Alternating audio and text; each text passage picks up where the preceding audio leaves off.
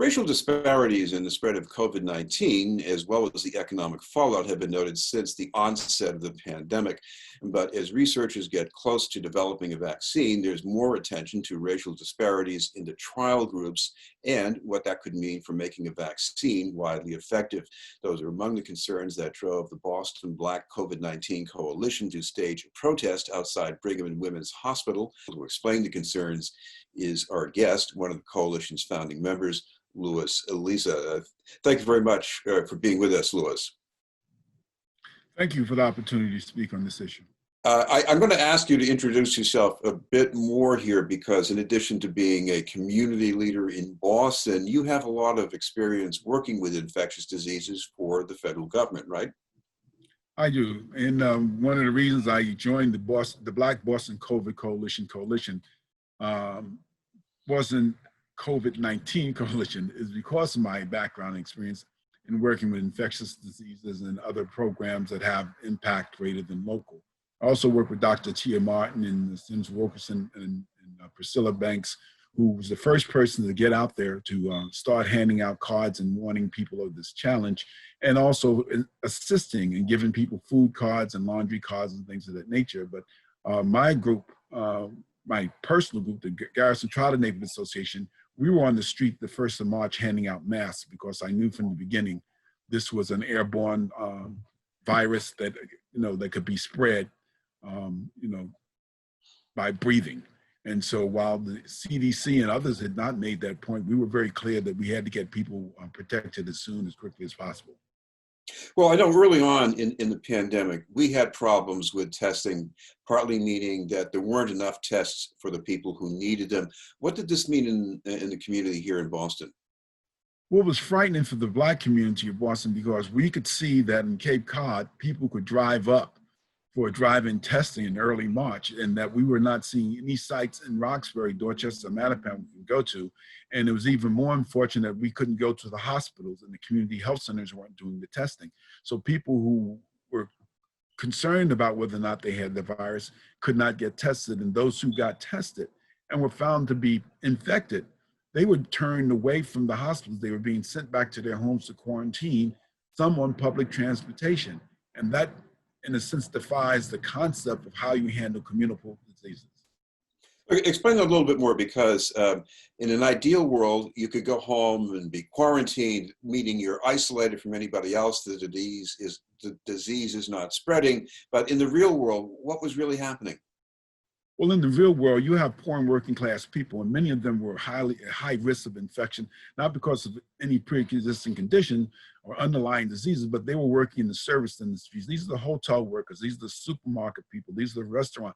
These are the folks who drive the buses.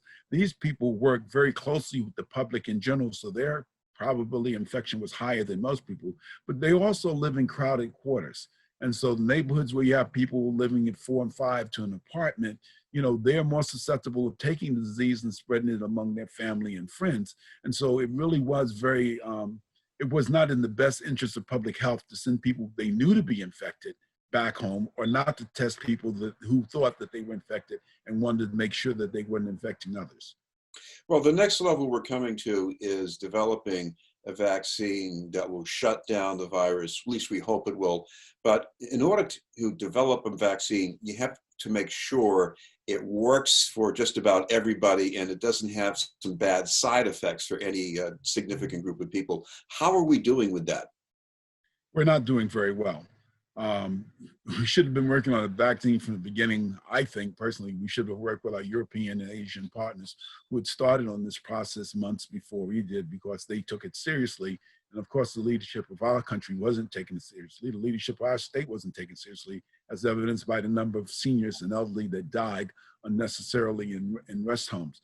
But the reality is, to create a vaccine that has to be universal, it has to be able to take into consideration all the DNAs that are involved in who should be able to receive this vaccine. And that's where we have the challenge. They now are recognizing that the people they turned away and could not be tested in the beginning have to be used in this process to create a vaccine that's going to be effective. However, in the Black community, there's a lot of anxiety and distrust because of how they were treated in the beginning. And two, because the people who are doing the testing, particularly Moderna, working through Boston Medical or working through Brigham and Women's, have not been partners in the process for a long time. So the Black Boston Coalition has been asking the leadership who are doing the testing for three things basically. One, that we communicate with them as to what we tell the people in our community will be the process. Two, that they have Black doctors and testers involved in the process. And three, that the vaccine will be available to the people that they're testing. That means when someone announces that they're getting $100 billion to do testing, but they're going to start charging for the vaccine, we're a little bit skeptical about what the benefit of this process is going to be. There are some barriers to getting a racially balanced trial sample here. It could be residual distrust of the medical establishment. It can mean simply that, how do I get there to do this? How do they surmount the barriers to make this work?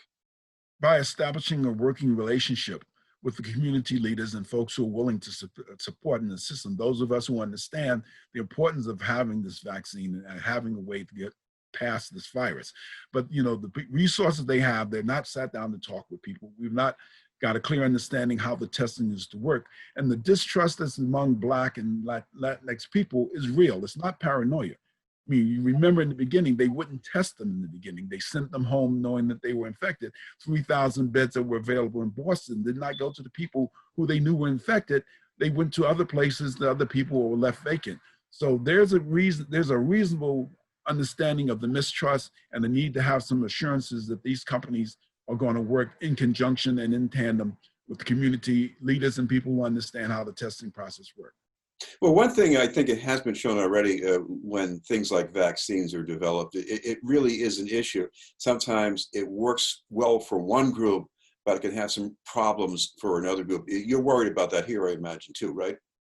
Absolutely. In all testing, you want to make sure that the vaccine is created as comprehensive, that it meets the concerns and needs of all the groups that are going to be infected or impacted by this vaccine as you start to distribute it. And that should be the goal of the testers and then the producers of these vaccines, that they have a vaccine that's universal, that's really universal, because it's not going to be just for Boston, it's going to be for the Commonwealth of Massachusetts, the United States of America, and maybe across the world. So it behooves them to have a vaccine that's comprehensive and that takes in all the cultures and the various, races and creeds, the DNAs that come up, in the process for those who are most affected. But for Black people who have been very much impacted by this disease, that we have twice the number of deaths in relation to our proportion in society. We represent 6% of the Commonwealth's population and more than 29% of its deaths. We are very much concerned and very much want to see this vaccine take place, but we don't want to be used as guinea pigs. We want to be used and disposed of. We want to make sure that the vaccine and the process for doing the testing meets all the standards, and that the people involved and their families will be protected throughout the test, and post-test, if there are challenges, that they'll be taken care of. And that's what we're trying to sit down with Moderna and Brigham and Women's to work out. Oh, of course, the next level here is, even if you come up with the ideal vaccine, you still have maybe a residue of distrust about people who might say, I'm not sure I want to get that. Do you worry about that too? Well, we have to worry about it. You have to remember, H1N1 now, what we knew was swine flu back in the 70s, was a test. They were trying to get in front of this, and this drug that they had created for years, it took them like 30 years to perfect it. It was having more harm than it was having good. I mean, methadone, when it came out in 1966, was supposed to, in a sense, help people get off drugs, and it created more dependency on drugs. I mean, we've got a history of drugs not working. We've got a history of these programs taking very long to develop to a point where they could be effective.